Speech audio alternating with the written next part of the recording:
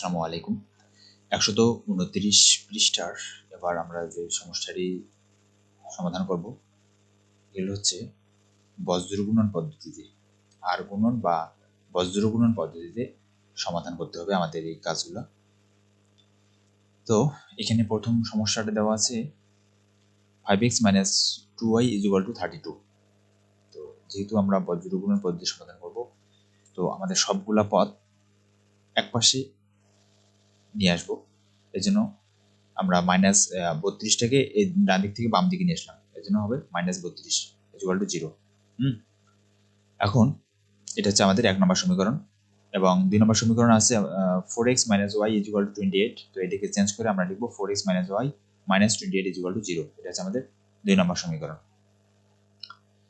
এখন আমরা যে কাজটা করব সেটা হচ্ছে যে সমীকরণদ্বয়কে a1x + b1y + c1 = 0 এবং a2x + b2y + c2 = 0 সমীকরণ দ্বয়ের সাথে তুলনা করে পাই। এই দুইটা সমীকরণের সাথে আমরা তুলনা করব এই দুইটা সমীকরণকে, 1 এবং 2 নংকে। তো আমরা যদি তুলনা করে দেখি তাহলে দেখেন a1 মানে এখানে আছে 5 আর b1 মানে এখানে আছে -2, মাইনাস চিহ্ন অবশ্যই ধরতে হবে, আর c1 মানে হচ্ছে -32, তাহলে -32। অনুরূপভাবে a2 মানে হচ্ছে 4, b2 মানে হচ্ছে মাইনাস, এখানে যেহেতু y এর সাথে কিছু নেই তার মানে 1 আছে, তাহলে -1, এবং c2 মানে হচ্ছে -28। ওকে, এখন সুতরাং আর গুণন পদ্ধতি প্রয়োগ করে পাই। আমরা আর গুণন পদ্ধতি এখন প্রয়োগ করব। তো আর গুণন পদ্ধতি সিস্টেমটা হচ্ছে যে আপনার চলক যেগুলো আছে x y z, তাহলে x ভাগ y ভাগ এখানে ধ্রুবক আছে 1 এই থাকবে। তারপরে নিচে আমরা একটু এই সিস্টেমটা দেখি। তো দেখেন সিস্টেমটা হচ্ছে এরকম যে এরকম যদি দুইটা সমীকরণ থাকে তাহলে আমাদের যেটা করতে হবে, দুইটা সমীকরণ এরকম থাকলে x by b1 into c1, এই যে b1 ইন্টু c2, এই আর গুণ b1 ইন্টু c2 আর মাইনাস b2 ইন্টু c2, এই b2 ইন্টু c2, অর্থাৎ এই যে কোনাকুনি এখানে দেওয়া আছে যে b1 into c1, b2 into c2, b2টা আগে হবে। তো এই সিস্টেমে আমাদেরকে সাজাতে হবে, মানে x এর নিচে থাকবে b1 c2 minus b2 c1, এই পদগুলো থাকবে। এরপরে ইকুয়াল টু y এর নিচে থাকবে c1 a2 y, এই সম্পদটা y এর, তাই না?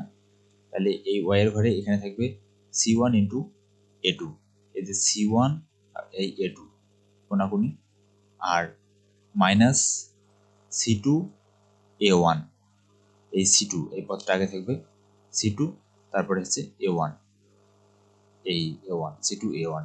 ওকে, এটা গেল। এরপরে 1 মানে ধ্রুবক, এই যে এটা হচ্ছে ধ্রুবকের সারি, এটা হচ্ছে 1। তো এই পদের নিচে কি থাকবে, 1 এর নিচে কি থাকবে, 1 এর নিচে থাকবে a1 ইন্টু b2, এই যে a1 ইন্টু b2 আর মাইনাস a2 b1, এই যে a2 b1। এই সিস্টেমে আমাদের x y এবং ধ্রুবক 1 এর নিচে পদগুলো থাকবে, যেটা এখানে ব্যাখ্যা করা আছে খুব সহজে, যে b2 c2 b1 c2, যে b1 c2, তারপরে হচ্ছে b2 c1 b2 c1, এটা হচ্ছে প্রথম x এর নিচে থাকবে। তো দেখেন এখন আমরা মূল অঙ্কের সাথে তুলনা করি বিষয়টাকে। আমরা a1 b1 c1 a2 b2 c2 সবগুলোর মান পাইছি, তাই না? এখন তাহলে তুলনা করেন, x এর নিচে কি থাকবে, x এর নিচে থাকবে প্রথমে b1 c2, তাহলে b1 c2, b1 এর মান হচ্ছে -2, এই যে -2 গুণন c2, c2 এর মান কত, এই যে -28, এই যে -28। তারপরে এখানে সূত্রে কি আছে, মাইনাস আছে, তাহলে মাইনাস, তারপরে কি আছে b2 c1, b2 মানে হচ্ছে কত, b2 মানে হচ্ছে -1, এই যে -1 গুণন c2 মানে কত হচ্ছে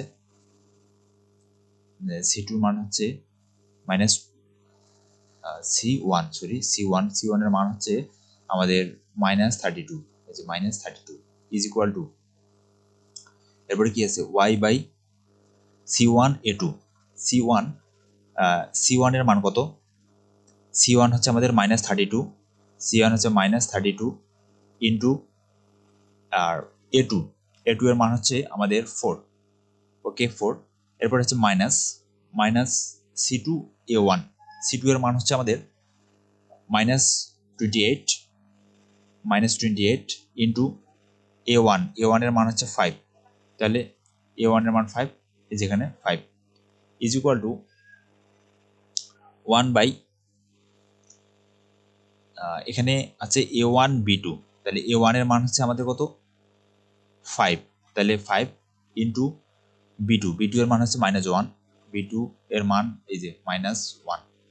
এরপরে আছে মাইনাস A2 B1, A2 এর মান কত? A2 এর মান হচ্ছে 4, এই যে 4 ইন্টু B1 এর মান কত?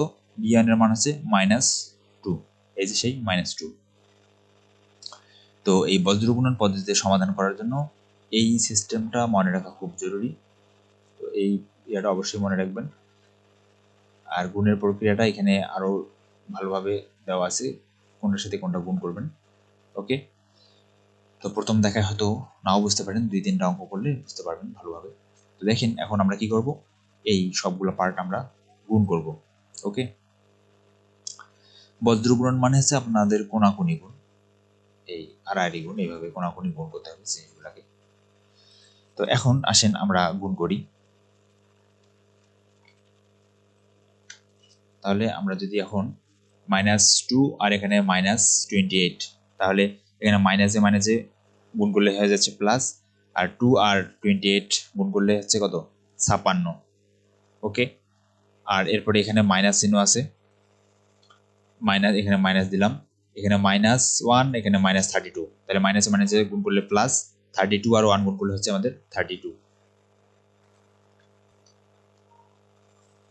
এরপরে এখানে আছে আমাদের -32 ইন্টু 4, তো এখানে যে 4 এর সামনে যদি আমরা যোগ এবং বিয়োগ চিন্তা করি তাহলে অবশ্যই কি প্লাস আছে, তো এই প্লাস আর এখানে মাইনাস, প্লাসে মাইনাস, এখানে 32 আর 4 যদি আমরা গুণ করি তাহলে কি হবে 32 ইন্টু 4, তাহলে আসতেছে 128, এই যে এখানে আছে -128।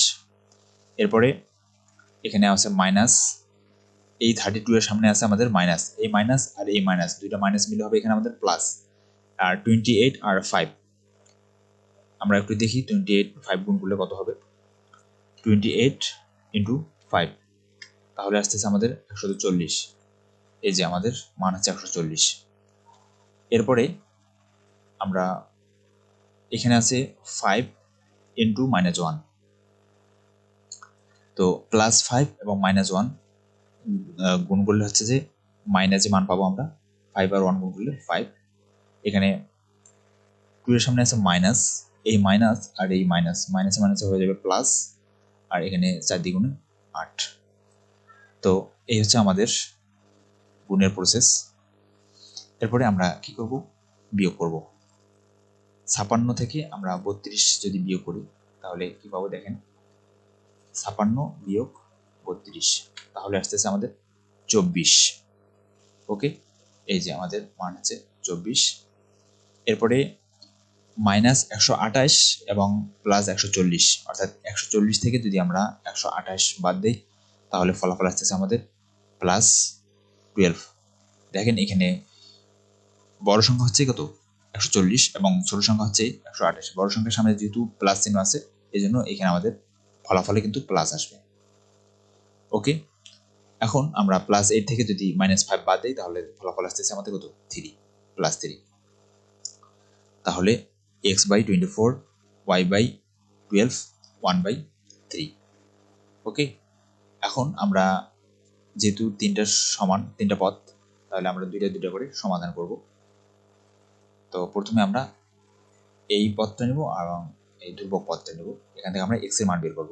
তাহলে x/24 = 1/3। যেহেতু সবগুলো পদের সমান, তাহলে এটা সমান আমরা এটা লিখতে পারি। তাহলে এখন যদি আমরা আর গুণ করি, তাহলে 3 আর x গুণ করলে, এখানে আমরা একটা লাইন স্কিপ করে গেছি, তো লাইনটা এখানে এরকম হবে।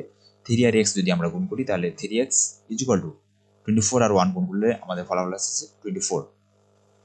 ওকে, x = আমরা এখন লিখতে পারি 24, 3টাকে এদিকে নিয়ে আসলে ভাগ হয়ে যাবে, তাহলে ভাগ 3, তাহলে 3 8 24, তাহলে ফলাফল আসছে আমাদের x = 8। এই হচ্ছে আমাদের x এর মান। অনুরূপভাবে আমরা যদি y এর মানটা বের করার চেষ্টা করি, তাহলে y/12 = এবার আমরা লিখব 1/3। তাহলে y = এখানেও আমরা আর গুণ করছি, তো আর গুণ করলে 3y = 12, y = 12/3, তাহলে 3 4 12, তাহলে y = 4। তাহলে x এর মান আমরা পেলাম 8, y এর মান পেলাম 4। তো এই হচ্ছে আমাদের x এবং y এর নির্ণয় সমাধান। আশা করি আপনারা সমস্যাটি বুঝতে পেরেছেন। তো যদিও কোনো সমস্যা হয়, তাহলে এর পরবর্তী অর্থাৎ 2 নম্বর সমস্যাটা দেখবেন, তাহলে আশা করি ক্লিয়ার হয়ে যাবেন। তো ধন্যবাদ সবাইকে।